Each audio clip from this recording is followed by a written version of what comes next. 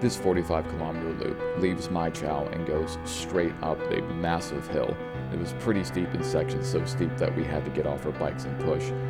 But at the top, it was absolutely worth it. At the top of the hill, there's a little village with some rice paddies, but the real bonus was the stunning views on this winding road through the jungle, contouring down the hillsides. We passed through lots of little villages. There was all kinds of wildlife and animals, the sounds of nature, the sounds of the jungle.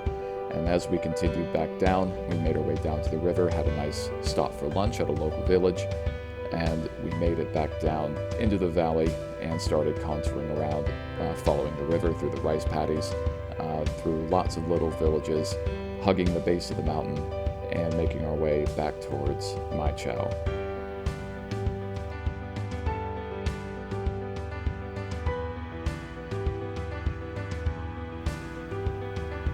We started off nice and easy, going through the raised roads around the rice paddies in Mai Chau, and then up that super steep hill. It was so steep, you can see how drenched we are just with sweat because of the heat and the humidity.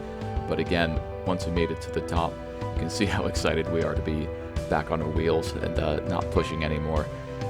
Going through these rice paddies right at the crest of the hill. And as we come around the backside, I mean, just look at this view.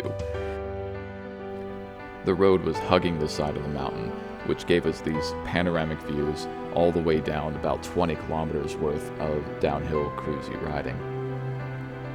Passing through all these sleepy villages, the only traffic that we ever ran into were locals herding their livestock just right down the main road. Besides that, maybe a motorbike or two every once in a while, but generally it was pretty chill, and you can see how excited we are to see the livestock. We were both pretty surprised at the quality of the roads here in Vietnam, especially this back little road that there's not much traffic, there's not much people, there's only little villages from place to place. The pavement was very nice and it was really good to ride on. Here again, passing more traffic jams just with the livestock on the road, lots of really friendly people.